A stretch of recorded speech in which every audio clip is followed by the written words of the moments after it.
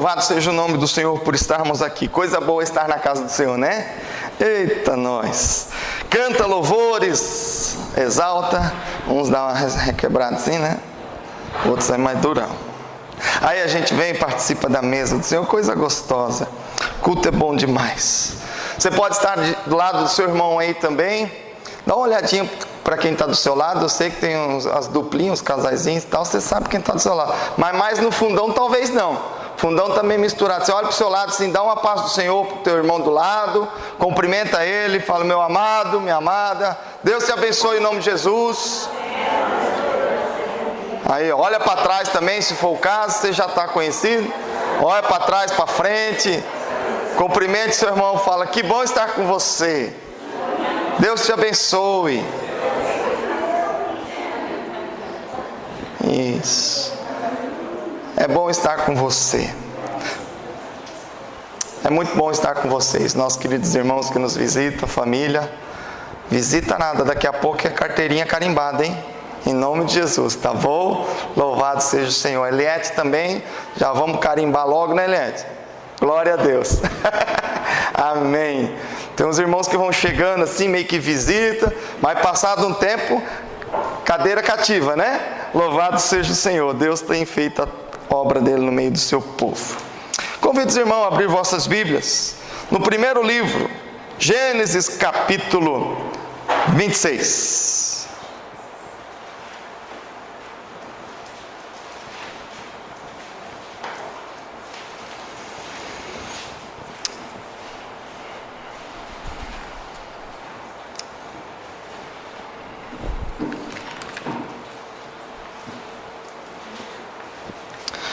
Eu usei esse texto algum tempo atrás, falando no meio da igreja, mas vamos voltar nele. Foi antes do nosso projeto das gravações, tem gente que está nos ouvindo aí, tem sido uma bênção, e quero então ter esse momento, deixar registrado isso. Gênesis capítulo de número 26, depois nós vamos visitar o 27 também.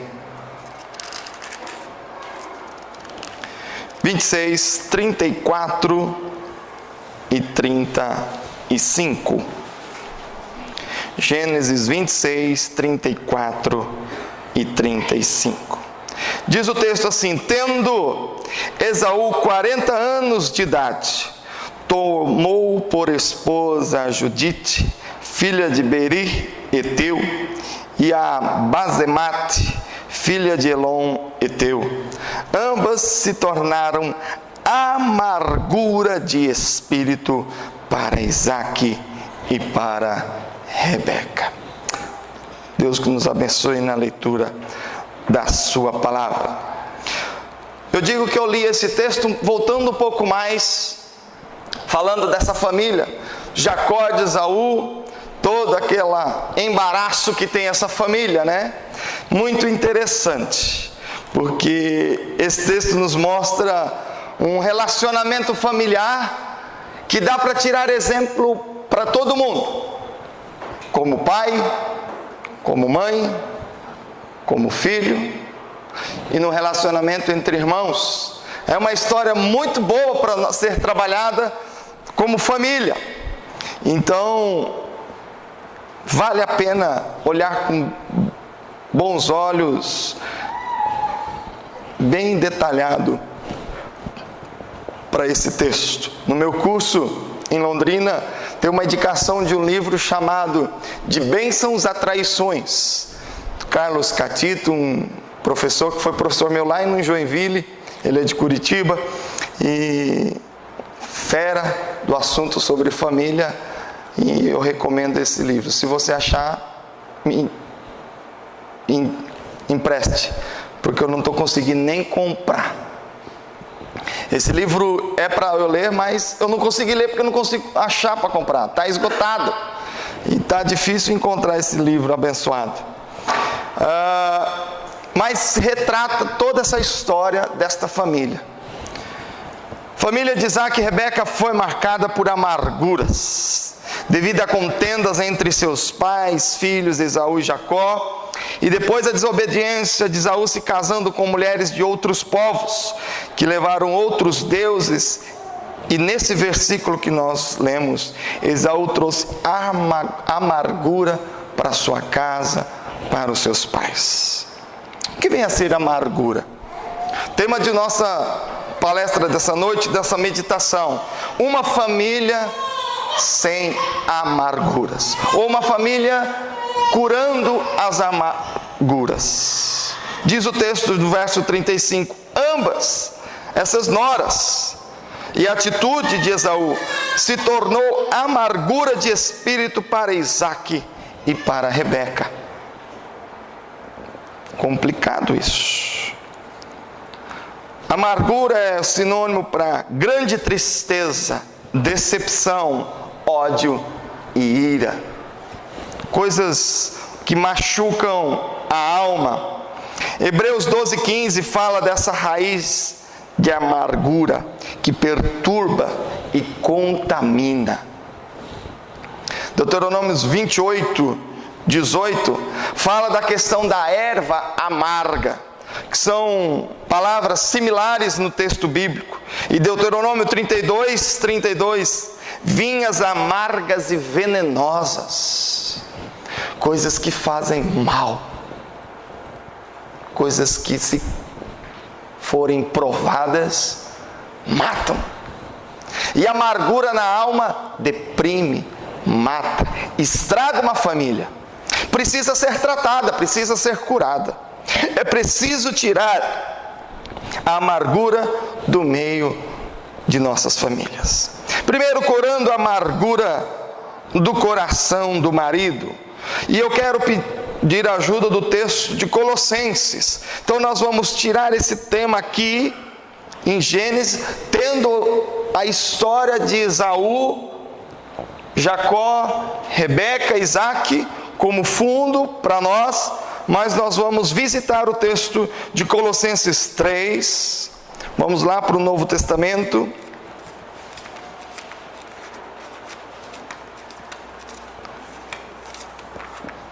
Gálatas, Efésios, Filipenses, Colossenses, capítulo 3. E agora vamos ler o verso de número 17 e 18, que diz o seguinte: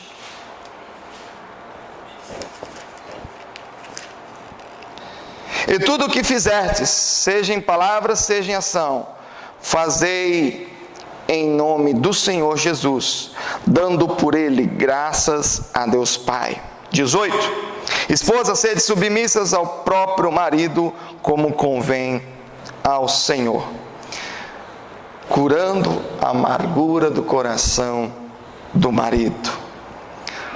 Tempos atrás eu participei da aula da Carla falando sobre esse assunto, né, Carlinha? Doutora Carla falando muito bem disso. Então as irmãs, eu acredito que já estão craques e entendidas desse assunto de ser submissa. E tempos atrás também, falando sobre família, eu dei uma pincelada, mas não entrei nesse assunto. Mas hoje eu quero entrar um pouco mais. O verso 17 diz: em tudo que fizerdes, seja em palavras, seja em ação, fazei-o em nome do Senhor Jesus. Em seguida vem o texto da submissão. Meninas, mulheres, mães e esposas, não olhe o verso 18 separado do 17. Porque você só vai ser submissa e entender o que é submissão, porque diz o texto: fazei tudo em nome do Senhor Jesus. O que nós devemos aprender no texto bíblico é que você não vai ser submissa para o seu marido. Submissão ao marido, mas não para ele, mas para a glória de Deus Pai. Como obediência ao Senhor. Tudo que fizer, que devemos fazer em nome do Senhor, para o Senhor, em palavras ou em ações. Eu acredito que muitas mulheres têm paura, diz o italiano, é paura, né? Não é assim, seu Didone? Paura? medo de falar de submissão. Mas, irmãs, a falta de compreensão nos prejudica. A palavra de Deus fala que nós perecemos por falta de conhecimento da palavra de Deus. E se tivesse escolha para nascer entre homem e mulher, talvez eu escolheria ser mulher. Porque biblicamente é mais fácil. Não é verdade? Quando eu for falar dos maridos aqui, não é mais fácil ter mulher, não? Vocês sabem o que eu estou dizendo? Já pegaram o gancho? Submissão é uma ordenança. É para a ordem da casa, do casal, da família. É para o bem do lar. E a gente sabe que a submissão não é coisa para mulher burra. Desculpa a minha expressão. Submissão é coisa para mulher inteligente. Mulher de Deus. Porque quem não é de Deus não entende isso. Porque acha que a submissão é ser capacho, é ser escrava do marido, é ser, talvez, por medo de um marido que a faz capacho, que a faz escrava, então ela não quer ser submissa, mas quer ser superior ao marido. Então é o medo de ser inferiorizada demais, acaba sendo superior demais, um feminismo exagerado. As mulheres não têm sido submissas, ao meu entendimento, e algumas delas, por falta de entendimento da palavra de Deus. E eu diria que ser submissa ao marido é algo abençoado, porque é obediência à palavra. E eu vejo que é por medo principalmente de um marido que a trate mal. E daqui a pouco nós vamos puxar a orelha desse maridão. Porque submissa a um cavalo, a um ignorante, um grosso, um estúpido, não tem jeito. É muito difícil. Mas mesmo assim eu já encontrei mulheres assim. Sofrem demais. Ser submissa a um marido que bêbado, chega em casa, bate na esposa. Essas já não são mais submissas. Escute bem, essas são vítimas de um criminoso. Você entendeu? Ah, eu tenho que ser submissa ao meu marido, pastor. Ele é que nem remédio, de 8 em 8 horas tem uma pisa. Isso não é submissão, minha irmã. Manda esse sem vergonha para a cadeia, em nome de Jesus. Ore, abençoe e chama a polícia. Você entendeu? Você não tem que ser submissa a esse sem vergonha, não. Cadeia nele. Né? Como que é o nome da lei? Maria da Penha? Penha nele. Certo? Põe fogo no diabo desse jeito. Irmãos, mas as mulheres têm entendimento de que como que eu vou ser submissa? Esse homem não é para ser submissa, esse homem é para ir para a cadeia, para ser preso. Agora, de acordo com a palavra de Deus, e daqui a pouco nós vamos de novo falar aí, vamos dar orientação para o marido. Você vai querer ser submissa a um marido que nem a palavra de Deus orienta. Eu duvido que não queira. Se eu fosse mulher, eu ia amar ser submissa a um marido desse. E eu vou explicar por quê. Por que as mulheres não são? Ao meu ver, eu entendo que as mulheres têm medo do marido subjugá-la, medo do marido não amar, ou medo do marido trair. Eu não tenho medo da minha esposa me trair. Medo nenhum. Tenho receio nenhum. E ela também não tem medo, nem receio, não tem ciúme. Nós não precisamos ter medo do outro, nós precisamos amar um ao outro. Ser submissa, então, se não é isso, ser capacho, ser escravo, não é viver com medo, é o quê? É estar junto com o marido na mesma missão, na mesma ideia, no mesmo propósito. Para mim é difícil, esposa, ser submissa em julgo desigual. Porque se está desigual, não bate as ideias. Não bate as ideias na religião, não bate as ideias, que nem eu comentei com o presbítero Marcelo hoje. Não dá para ser submisso muitas vezes, vai dar desentendimento, numa forma da economia da casa. de como economizar, de como investir o dinheiro. Submissão também tem a ver com estar na mesma missão, no mesmo propósito, na mesma ideia. E muitas vezes a esposa pensa de um jeito, o marido pensa de outro. O marido quer comprar uma casa, a mulher quer comprar mais roupa de cama, quer comprar mais roupa para ela. Não está na mesma missão. Estar na mesma ideia, no mesmo propósito. Pensando em submissão, eu não tenho a ideia de que, pensando em julgo desigual, eu não penso que o texto bíblico fala de julgo desigual somente para a questão religiosa. Fala também de questão ideológica, questão espiritual, questão social, questão econômica, questão intelectual. Nós precisamos, o casal, marido e esposa, estar na mesma missão em tudo. Ah, pastor, é difícil mesmo, porque nós somos diferentes, somos de culturas diferentes, de famílias diferentes, sexo diferente, e aí as ideias às vezes são divergentes, mas tem que estar na mesma coesão, com os mesmos objetivos, sonhamos juntos. E se por acaso alguém sonhar algo diferente, ore e peça ao Senhor. Então nós vamos orar juntos, para nós alcançarmos a mesma missão. Mas se são pessoas totalmente que não estão no mesmo jugo, fica difícil. Na mesma caminhada, no mesmo pensamento. A mulher submissa salva e cura o coração amargurado do marido. Coloca o marido no lugar dele, de chefe da casa. Ah, pastor, mas o meu não manda não. O meu é um banana, pastor. Olha, é frouxo, mais medroso que o Chicó. Lembra do Chicó, do filme da Alta Compadecida? Pastor, aquele homem não mata um rato, pastor. Corre de barata, pastor.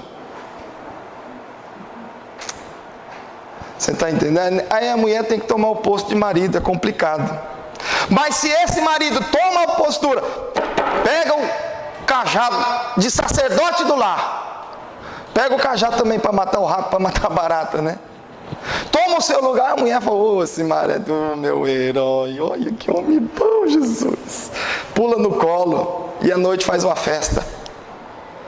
É bom, mas esse marido que toma seu lugar. Então, gente, uma esposa submissa cura o coração do marido, ajuda ele a estar no lugar dele, de líder.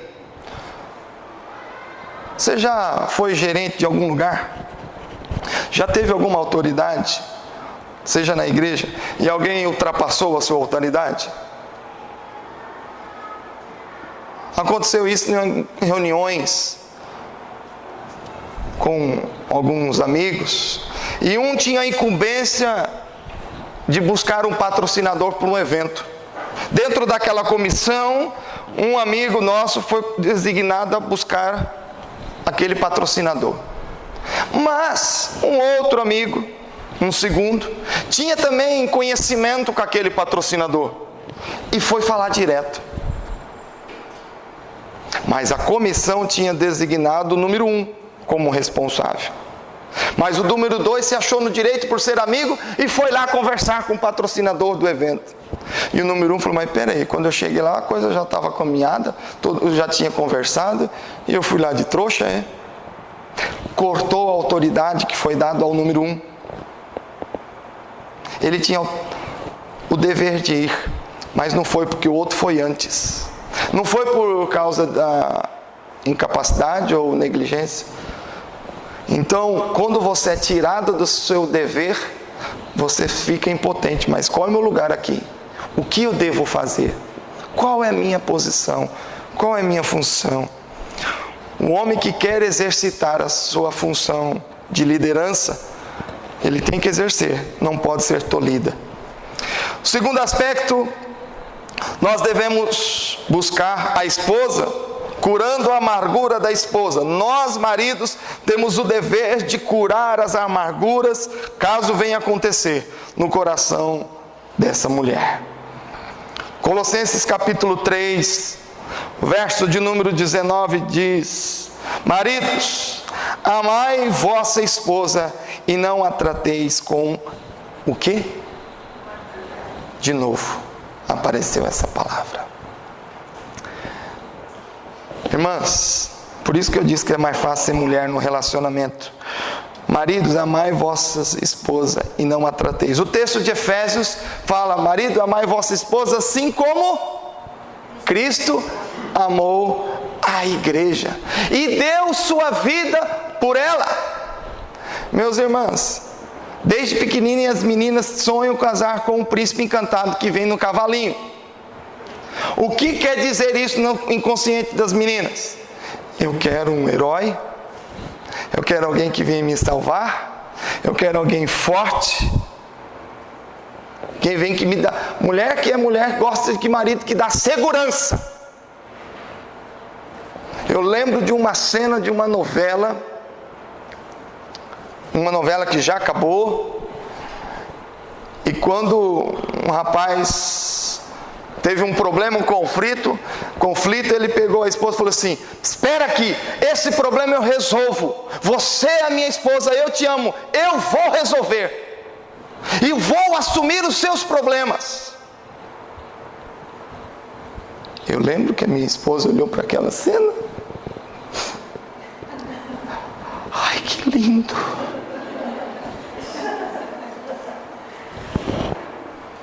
e eu falei para ela: está faltando alguma coisa?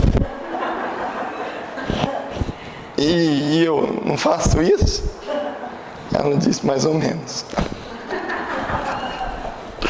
Meus irmãos, mas eu lembro que a minha esposa olhou para aquela cena e falou assim: é tudo isso que uma mulher espera de um homem. Espera aí, eu resolvo os seus problemas. Eu casei com você e o seu problema agora é meu. Deixa comigo. Coisa boa. Isso para a mulher é fundamental. Seu marido, se você não está fazendo isso com a tua mulher, teu problema é teu, o seu salário é teu, resolve os teus problemas, nós dividimos. Teu problema é meu problema é meu, cada um com o seu, hein? Não, meu irmão, o problema dela é teu, e o teu é teu também, porque a responsabilidade é do chefe. Então nós precisamos curar o coração da esposa. A submissão não é uma responsabilidade só dela. Você tem que ser submissa, mas tu é um cachorro, um porco, você é um cavalo, só bicho. Parece mais um bicho do que um ser humano. Como que ela vai ser submissa a um indivíduo desse? É complicado. Ela continua devendo ser, mas peraí, né? Peraí, me poupa aí. Não dá. Ajuda ela a ser submissa. Você quer uma mulher submissa? Seja um marido melhor. Nós precisamos ser maridos mais doces, menos amargo, curar a amargura, não causar amargura. O texto fala: ame vossa esposa. Não sei o que Deus quis com isso, mas no texto não fala para as mulheres amar os maridos. Eu não entendi por quê. Quer dizer, irmãos, querendo ou não, Deus está jogando a responsabilidade mais para nós, homens, líderes da casa. As mulheres têm que ser amadas, cuidadas, sem amargura, com doçura. Oh, coisa boa. Espero que não cause diabetes, de tanto mel, né? Não é à toa que a lua chama de mel, né? Porque tem que ser doçura. Não é lua de fel, né? É de mel. Tem que ser coisa doce, agradável. Porque a lua de mel é uma só, e de fel o resto da vida inteira, né? Aí não dá, irmão, aí não dá, aí tá contra. Aí bate na trave, não dá. Mulher amada não tem medo do marido, não tem receio de falar com ele. Mulher amada não tem medo de ser traída, porque ela sabe que não vai ser, porque o marido a ama, não ama outra, não vai querer outra. Mulher amada não precisa se sentir superior ao marido, pois ela é suprida em todas as suas carências, suas necessidades. Ela não precisa ser nada, porque ele já é por ela. Mulher amada não se sente capacho, mas se sente protegida. Não se sente humilhada, se sente exaltada. Tu és a minha doce, minha amada, minha flor, e aí vai. Mas não faça que nem Salomão, que chamava a mulher lá, minha potranca do Egito, não sei o que, né? Esse tipo de elogio é para aquela época, tá? Traz um elogio mais novo, contemporâneo, mais moderno. Você traz, chama a tua mulher de flor, de meu anjo, minha gatinha, de qualquer coisa, minha pitula, né? Não faça que nem Salomão. Não pega o texto bíblico e queira elogiar sua mulher, que não vai dar certo. Segue pelo menos a mesma ideia, não as mesmas palavras. Muda as palavrinhas. Você chamar a mulher de, né, que nem Salomão falou, né, a égua do Egito. Não faça isso, pelo amor de Deus. Mas aprenda a metodologia. Qual que é a metodologia?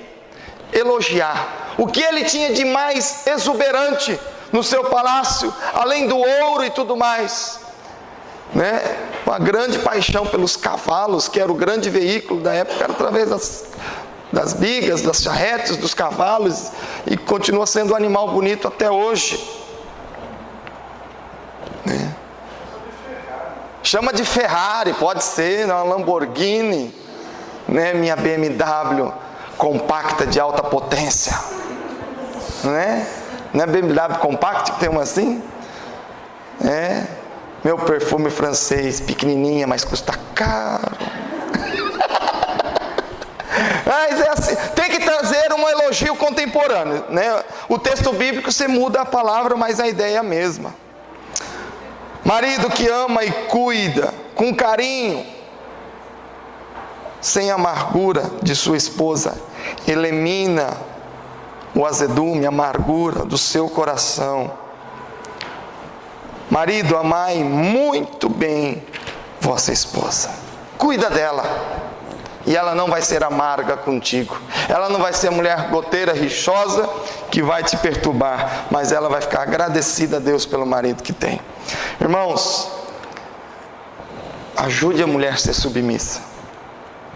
Uma vez um amigo lá no Paraná falou para mim: pastor, minha mulher foi embora porque nós discutimos, nós brigamos. Eu falei: mas por que, rapaz? Por que aconteceu que a mulher foi embora? Eu falei para ela que ela tinha que ser submissa para mim, comigo, e eu falei umas verdades para ela, ela não gostou e foi embora de casa. Eu falei: rapaz, mas a partir do momento que você discutiu com ela, mandou ela ser submissa, não dá para ser submissa desse jeito. Liderança não é imposta, é conquistada. Se você bater o dedo na cara da tua esposa e falar: você tem que ser submissa para mim, chega que não dá mais. Não tem jeito de ser submissa assim. Você tem que amá-la. E uma mulher amada se alegrará em ser submissa a esse príncipe, que vai ser fácil, fácil, fácil. Por fim, quero dizer, curando a amargura do coração dos filhos e os filhos dos pais. Verso 17 tem que ser relido. E tudo o que fizerdes, seja em palavra, seja em ação, fazei-o em nome do Senhor Jesus, dando por ele graças a Deus Pai. Vamos para o verso número 20. Filhos, em tudo obedecei vossos pais, pois fazê-lo é grato diante do Senhor. Voltando ao nosso texto de origem. Filhos, em tudo obedecei a vossos pais. Isaac e Rebeca ensinaram aquele menino Esaú o que devia fazer. Ó, meu filho, tem mulherada aqui à vontade, ó. Belezura. Vamos escolher, vamos orar, vamos achar uma para você. Não, pai, eu quero a fulana lá do estrangeiro, lá de um outro canto. Rebeca, Isaac deve ter coçado a cabeça: meu filho vai caçar encrenca. O que diz o texto? Vamos voltar lá? Em Gênesis, você marcou na sua Bíblia aí, Gênesis 27.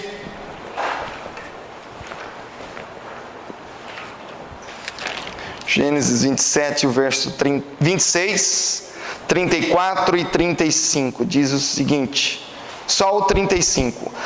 ambas se tornaram amargura de espírito para Isaque e para Rebeca. Uma nora que se tornou amargura para o sogro e para a sogra. Culpa de quem? Da nora, que não presta? Não.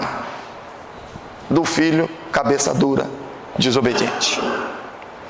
Avança a sua Bíblia em Gênesis por capítulo 27, verso 46, que diz o seguinte: disse Rebeca a Isaque: aborrecida estou da minha vida por causa das filhas de Et. Se Jacó tomar essa esposa dentre as filhas de Et, tais como estas, as filhas desta terra, de que me servirá a vida? Ela não está falando mais de Esaú, está falando de Jacó. Se esse meu filho arranjar umas noras que não presta, minha vida acabou. Olha a frase de Rebeca: de que me servirá a vida? De que me servirá a vida? Filhos, escolhei bem vossas namoradas. Parece coincidência, tem nada a ver, João Rubens, que você está aqui hoje com namorada nova. Palavra de Deus, o sermão está feito desde sexta-feira, não tem nada a ver com isso, mas acredito que é bênção de Deus, amém? Glória do Senhor Jesus. O irmão falou: pastor, cheguei hoje com a minha esposa, não sei dar uma palavra dessa, pastor? Mas irmão, Deus mandou. Então é o seguinte: se não for para repreensão, que seja para confirmação, amém? Ô pastor, é isso mesmo, acertei dessa vez. Glória do Senhor. Irmãos, nós precisamos orientar os nossos filhos e orar por eles. Mãezinha sempre falava uma coisa para mim: filho, eu nunca orei por você para arranjar namorada. Tenho orado por você e por seus irmãos, para que Deus arranje esposa. Olha só, minha mãe nunca orou por nós, disse ela, pedindo namorada, sempre orou pedindo esposa. Fica a dica: nós precisamos orar e ensinar os nossos filhos a procurar o melhor de Deus. Como buscar namorada e buscar namorado? Na casa do Senhor. Esse é o melhor lugar. Nós precisamos orientar. Pais amargurados é resultado de filhos desobedientes. A desobediência é o que causa maior amargura no coração do pai. E agora que Deus me deu a alegria de ser pai, a gente sabe disso na pele. Filho, quando desobedece, olha irmão, se meu filho for mal na escola, eu vou ficar chateado, mas nem tanto quanto ele me ofender, por exemplo. Se ele reprovar na escola, a gente fica chateado, mas ser ofendido por um filho, a dor é muito maior. Nós temos que lembrar que a obediência é mandamento. Os filhos que aqui estão presentes, que não estão no culto infantil, os filhos que aqui estão, obedecei em tudo os vossos pais, porque é um mandamento do Senhor. Êxodo 20, 12. Pastor, mas eu tenho que obedecer, mas não estou vendo a hora de me casar e se mandar da casa desse velho maluco. Olha, não vejo mais a hora dele parar de me mandar. Tenho que sumir dessa casa. Pastor, estou doido para casar logo. Primeira louca que eu achar, eu caso. Meu filho, se você casar só para sumir de casa, dançou. Porque você só vai deixar de ser filho o dia que você morrer. E se vier para mim pedindo: pastor, eu quero orar por mim, que eu estou querendo sair de casa, porque eu não aguento mais meu pai, vou orar para você. Senhor, em nome de Jesus, fulmina e mata esse rapaz agora, porque ele não quer mais ser filho. E ele só vai deixar de ser filho ou o dia que o pai dele morrer, ou o dia que ele morrer. Mas como o problema é com ele, mata ele logo. Se você vier pedindo oração para sair de casa, eu vou orar sim por você. Tá bom? Combinado? Então não queira sair de casa, porque você nunca vai deixar de ser filho enquanto que seu pai morra ou você morra. E não queira matar o velhinho primeiro, que um vai ficar morto e o outro vai ficar preso. Então não adianta.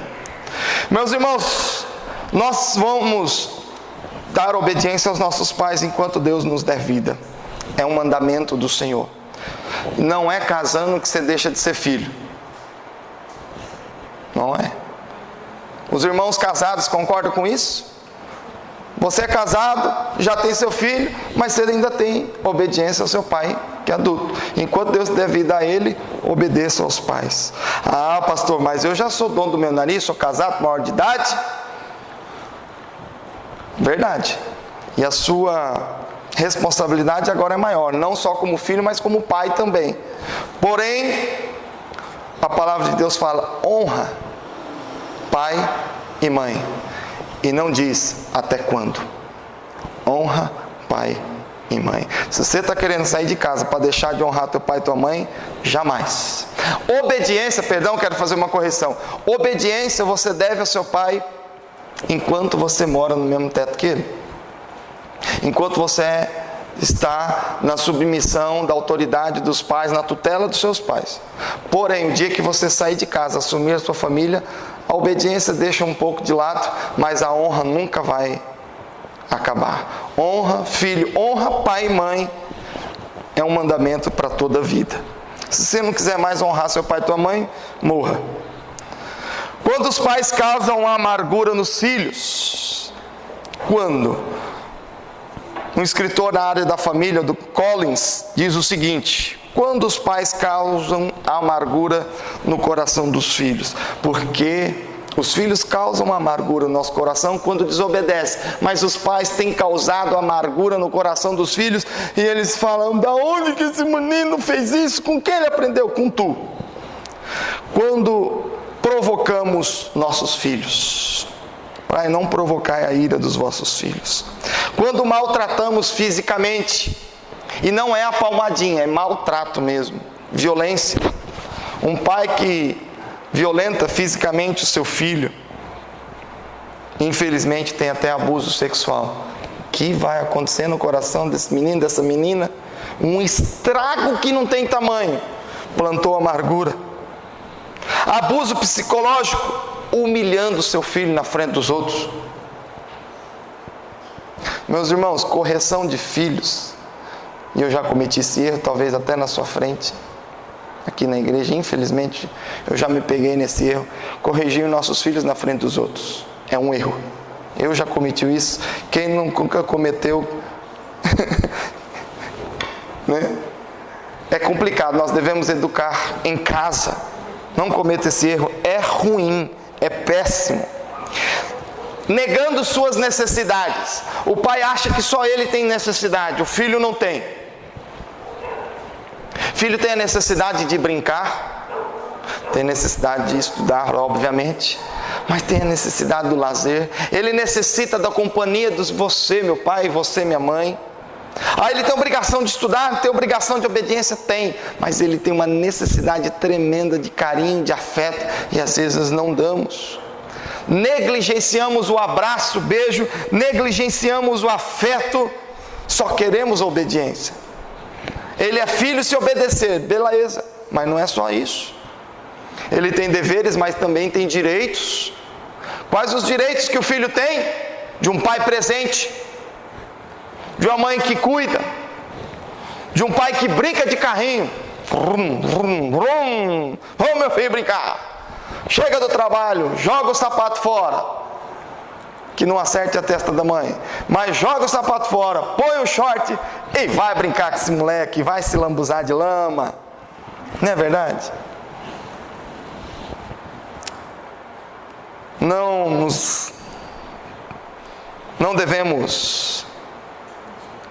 Não tentamos entendê-lo.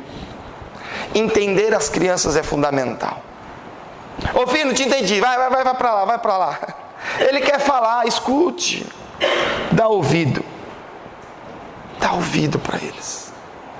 Às vezes um adulto perde um pouco da psicologia infantil e acha que o que os filhos estão falando é besteira, bobeira de criança.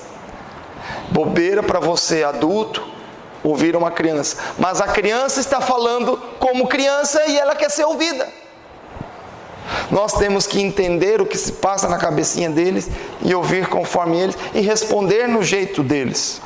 Eles precisam ser ouvidos, eles querem falar, ainda mais as meninas, misericórdia. Quando os pais causam amargura no coração dos filhos, quando esperamos demais deles, uma expectativa demais, e aí ele não cumpre a expectativa porque ele é uma criança. Você devia tirar 10 em tudo. Você tirou 8,5. Que vergonha! Pergunto quanto você tirava na escola, pai? Lembra do seu diploma? Quando recusamos admitir nossos próprios erros. Você já teve, pai, a coragem de pedir perdão para o seu filho? Quantas vezes?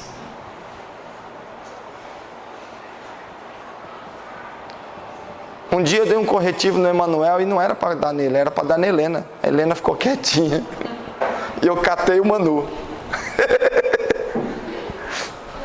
Pai, não fui eu, pai, foi a Helena. E aí depois que eu fui entender que eu disciplinei o filho errado, tive que me curvar e pedir perdão para ele. Filho, me perdoa. Papai não entendeu quem tinha errado. Você falou que não, mas a Helena me enganou. E eu caí. E agora eu vou ter que te pedir perdão, meu filho. Astuta, baixinha, né? Quando ouvimos e obedecemos a palavra, nós curamos o coração dos nossos filhos. Quando amamos eles de uma forma sublime, amamos o próximo e a Deus. Não é esse o mandamento? Amai o próximo, amai como a ti mesmo. Pai, às vezes nós olhamos para nós, mas você tem que amar o seu filho como o primeiro próximo que está na tua frente. Você é muitas vezes mais os de fora do que o de casa, mais do que a esposa do que o filho. Precisamos amar a Deus sobre todas as coisas. Então você tem que ensinar o seu filho como amar a Deus. Como? Frequentando a igreja. Como? Lendo a palavra de Deus. Como? Ensinando seus filhos a orar. Betinha, foi legal lá na sua casa? Fiz uma visita na casa da Betinha, dos irmãos. Quem que estava orando lá por nós? O Emanuel, na rodinha, numa visita lá na casa da irmã Betinha. Pai, vai orar? Vai, eu quero orar. E lá na casa da Betinha, o Emanuel orou na rodinha. Todos de mão dadas. Ele viu o pai orando. Ele aprendeu o que é orar. Nas nossas refeições, dificilmente passa sem oração. Eles estão com 4 anos, há 2 anos eu já faço isso. Eles eram bem pequenininhos. Orar na refeição, deixar eles orar. Quantas vezes eu vi meu filho orando: obrigado, papai do céu, pela Coca-Cola, obrigado pelo hamster. Pelos bichinhos que ele tem, ele ora, agradece a Deus. Abençoa o hamster, abençoa a Coca-Cola. Deixa orar. Deixa orar. Precisamos amar esse povo, que é o primeiro povo, é o nosso próximo mais próximo. Amor pela igreja. Se você quer ensinar o seu filho, para de falar mal de sua igreja, para de falar mal do seu pastor. Ame, sirva. Seu pastor tem defeito, sua igreja tem defeito, mas você não precisa ficar exaltando os seus defeitos na frente, os defeitos dos seus irmãos e o defeito do seu pastor, o defeito da sua igreja na frente dos seus filhos. Você tem que ensinar a amar primeiro. Tem pai que quando chega em casa depulha o outro irmão, fala mal do pastor, fala mal da igreja, e é isso que está ensinando aos filhos. Principalmente às vezes a liderança, nós pastores, presbíteros, diáconos, professores de escola dominical, acontece alguma coisa, chega em casa, descarrega nos filhos. Pelo amor de Deus, aos seus filhos não. Chora com seu marido e com a sua esposa sobre os problemas que aconteçam na igreja, mas na frente dos seus filhos, pelo amor de Deus, em nome de Jesus, isso não. Porque você tem que ensinar amor, eles não têm compreensão. Muitas vezes o adulto não compreende os problemas eclesiásticos, a criança vai entender.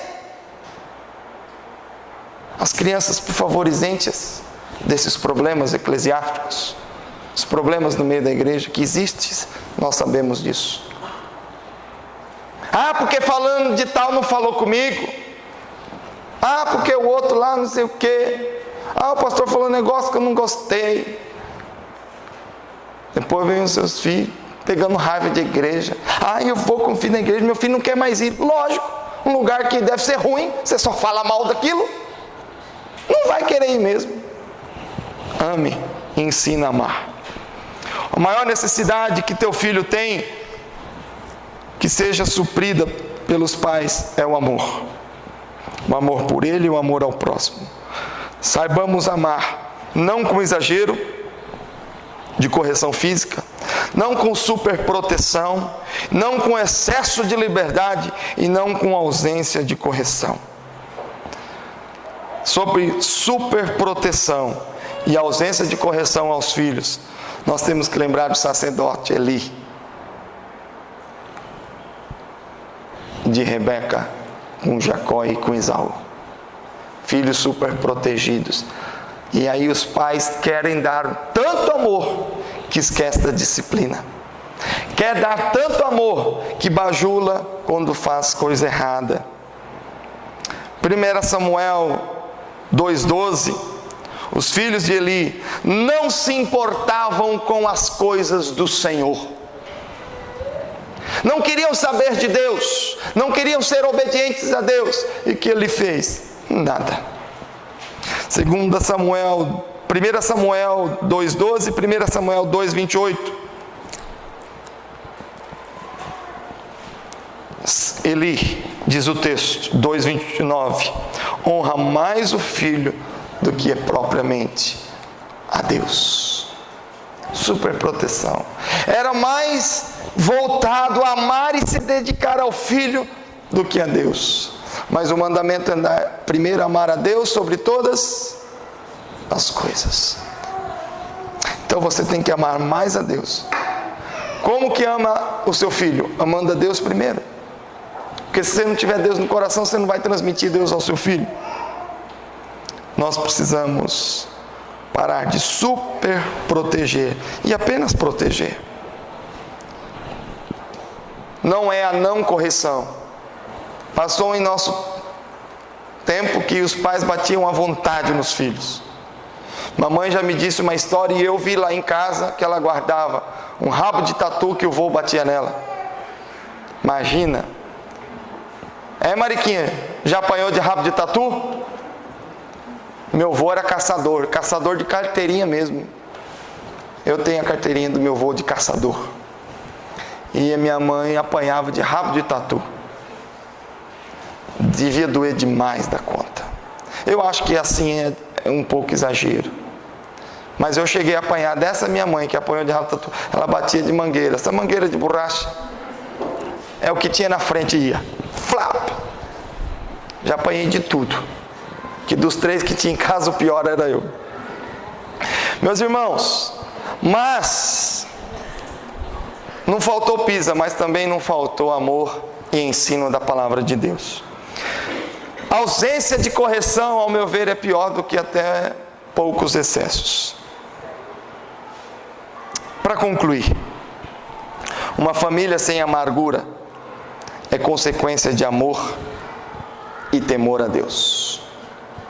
Se você teme ao Senhor, o ama e ama a sua família, você vai amar a sua esposa com temor a Deus, porque como diz o nosso texto, é para Deus.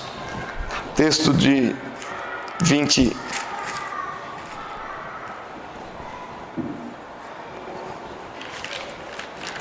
De Colossenses. Deixa eu voltar a Bíblia aqui. Vamos voltar para o texto de Colossenses.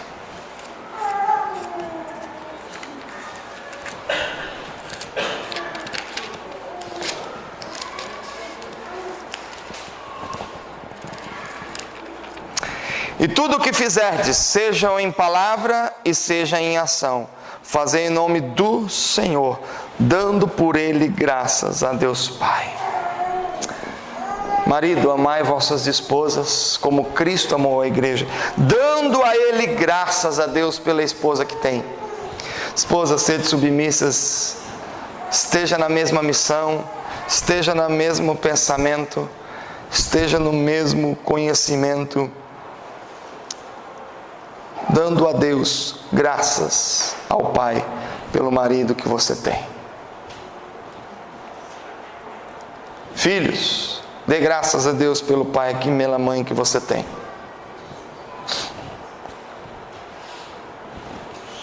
É difícil talvez os filhos obedecer os pais, mas saiba, isso é mandamento. É o primeiro mandamento com promessa, para prolongar os seus dias. A gente vê muitos filhos sendo mortos aí na faixa dos 20 anos, o tráfico está disseminando essa molecada. Será que foram bons filhos? Para que o tempo de vida seja tão abreviado? Se a promessa de Deus é prolongar os dias para os filhos obedientes, eu deduzo que os filhos desobedientes têm um prazo de vida muito curto. Oremos para que o Senhor nos abençoe a sermos maridos que exerçam sua autoridade, mas derrame amor abundante por sua esposa e pelos seus filhos. Uma esposa que respeita a liderança do esposo e se deleita no braço desse homem que te supre em suas fraquezas, que te cuida, que te acalenta. E vamos cuidar dessas meninadas, dessa turminha nossa, com temor a Deus, sendo exemplo em tudo. Exemplo. Nós precisamos ser exemplo para que nossos filhos nos sigam.